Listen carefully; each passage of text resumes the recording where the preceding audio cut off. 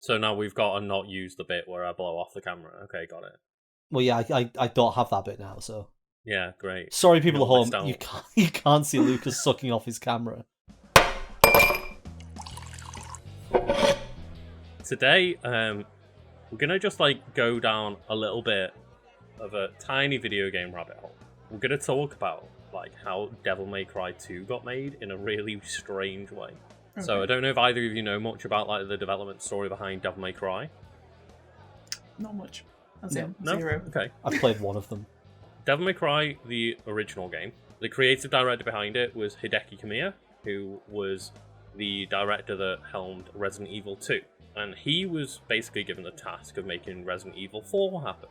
Somewhere along the lines, during the prototyping of Resident Evil 4, they realised that this game is not a Resident Evil game anymore, because it's very stylish action based, and it's not it's still gothic, but it's not survival horror. And instead of throwing that away, that then became Devil May Cry, and Resident Evil 4 became something else entirely. Basically, they were like, this game is too good to not be made, but it can't be Resident Evil, so it turned into Devil May Cry instead, and that's kind of why Devil May Cry 1 is set in this gothic castle and stuff like that. It's still got those little ties to Resident Evil every now and then. But for Devil May Cry 2, unbeknownst to the team that Cameo was helming for Devil May Cry 1, a team started working on Devil May Cry 2 before the first game was released. Okay, so they're really confident that it was going to be a success. Might as well get started on another one. Yeah, basically. But the Devil May Cry 1 team had no idea, had nothing to do with Devil May Cry 2. So did they have any information from the first one? So, yeah, the Devil May Cry 2 team had information from Devil May Cry 1 development, but not vice versa. What if the team making the first one changed something last minute? The team making the second one then be, shit, we can't do that anymore? It doesn't really matter, or at least it wouldn't have done the way Devil May Cry 2 was going to be made. Devil May Cry 2, they were going to not use Dante, they were going to create 2 brand new protagonists for the game, neither of which were Dante.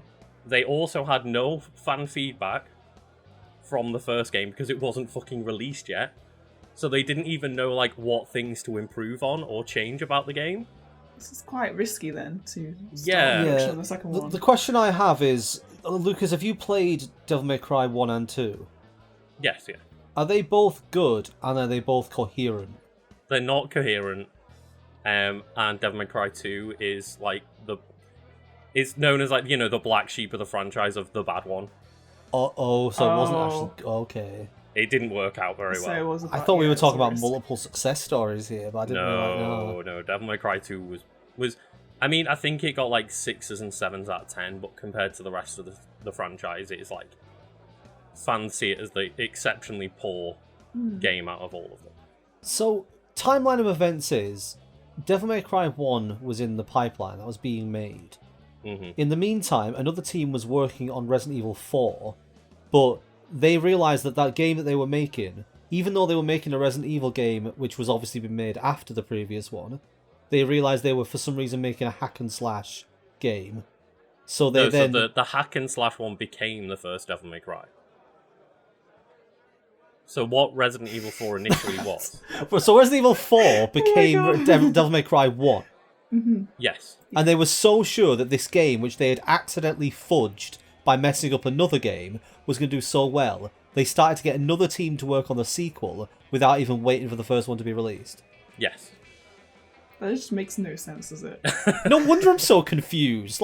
Yeah. Clearly they were as well. It's a baffling decision. I know very little about Devil May Cry. I mean, I do know that I'm guessing that Devil May Cry 2 is not as bad as DMC. I think most people would argue that although DMC ruined the character of Dante also, the Devil May Cry 2 is probably a worse game. Really? Even with Dante and Virgin, as Carl calls them. See, what I'm wondering is, Lucas, why didn't you save this and use it for the eventual Fact Fiend with Lucas that we do at some point down the line? Because I don't think things through. This would have been a great one, especially with Carl in the background, to actually contribute some Devil May Cry knowledge. Well, that's what I was thinking. I was like, maybe if we do like a follow-up with DMC, maybe we can bring Carl in as a ringer to like help with some DMC knowledge. But then it'll mess up all my templates. There'll be a fourth camera on screen. Oh no. Sorry, I have a visitor. Hello, everyone. Stick your face in. First cameo. That's a funny He's cameo. just going to stick his body in. There we go. Fat Bar's first cameo. In 10 years' time, when it's world famous and we're doing a quiz, that'll be one of the questions. Who was the first cameo appearance? You should go get Cade. I can't do it. Have you ever done it on stream? Just picked up Cade? When he was younger, yeah, and he was kind of just like trying to lick my face, and then it was like, and back you go. But he's not allowed upstairs anyway, because like he's a sausage dog, so it's bad for the back if they're constantly going up and down stairs. So we've just got a baby gate at the bottom of the stairs to stop him. Oh. You have to try and stop him like going up and down stairs or jumping too much and stuff. So like he can make it up the stairs and they'll do it, but yeah, it's generally seen as like better for them to not do it all the time, because eventually it'll lead to health problems. I could see like it being an animated film where Cade is like trying to get up the stairs to find what was the secrets that are up the stairs, but there's an evil gate in the way stopping him. See, there was one time that we came back home and realised like, oh shit, we left the gate open. And he was downstairs with like a toy that we'd confiscated because he basically just humped it to death. So like we'd confiscated it because he never played with the toy. It was like this big fluffy gorilla toy. Instead of like, you know, ragging it about or anything, like playing with it or chasing it, he just humped that one toy. So we were like, right, okay, like we're gonna put that in like a cupboard upstairs. So we put it in like my cupboard upstairs. We came downstairs and we'd like just seen him, and through the corner of his eye he was like, uh-oh, and just like ran away as we came through the door. And he was like, shit, I'm in trouble. And then, obviously, we just bumped to him and he'd been humping this gorilla the entire time we were gone. But the interesting part was we saw, like, the path of destruction where he'd literally gone upstairs, gone straight to my clothes cupboard, threw a couple of t-shirts around, and then got to the gorilla and gone back downstairs. He'd, like, it was like the Great Escape had happened. Like, he had a target. He had to rescue the hostage. So what I'm hearing is the animated film, the plot. You're the evil villain who has kidnapped the love interest of Cade. And he has to go on a rescue mission to get the gorilla back. And then, funnily enough, we let him have the gorilla again for a little bit, and then he immediately like tore its head open. And we were like, right, the toy's dead then. I mean, the hunting dogs, aren't they? Twist ending. Oh my god. Ah, the old fucking chuck. That's terrifying. Like he rescued this gorilla to just murder it and make sure.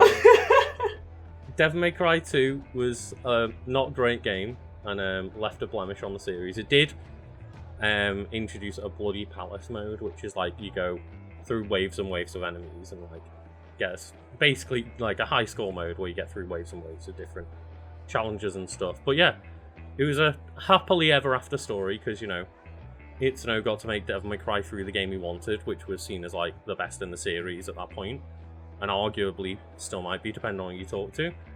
And then yeah, Devil May Cry continued to be a great series, and then they tried to screw it again with DMC. You either die the hero or you live long enough to see yourself become the villain. It's the same with franchises. They either stop when everyone likes them and everyone can be like remember them fondly, or they keep going forever and eventually somehow ruin them. It's like with Shrek. Look at Jurassic World. Jurassic Park as a franchise is fucking awful because there's one good movie out of 6. Like Jurassic World was fine, okay retread. Like it wasn't bad, but like one great movie out of 6 attempts now. Yeah, like Jurassic Park 1 is a masterpiece, like a fantastic thing. Yeah. Jurassic Park 2, it's fine, but it doesn't really capture anything the first one did, really. Jurassic Park 3 was not very great, but I have fond memories of it because I watched it when I was a kid, and I liked the big dinosaur. Yeah. Jurassic World, the first one, is fine just because you compare it to the other two and be like, well, At least that one's still watchable. The second one, what was it called? Fallen Kingdom, is utter crap because I didn't mind the concept, but the end of it is just like, oh, let's just have Clone Girl release everything, lol. And then I've watched a bit of the new one, Jurassic World Dominion, is it? Yeah. And it's utter horse shit. Like, I didn't think it was that bad. Who in the here we go? Who in the things. world decided that in a film where you had the potential to explore the dinosaurs being released into the world and humans having to live with dinosaurs, who thought the best idea for a plot would be to have fucking locusts, genetically engineered locusts eating crops? Like, no one wanted to see that. We wanted dinosaurs. I just liked them getting like Sam Neill in.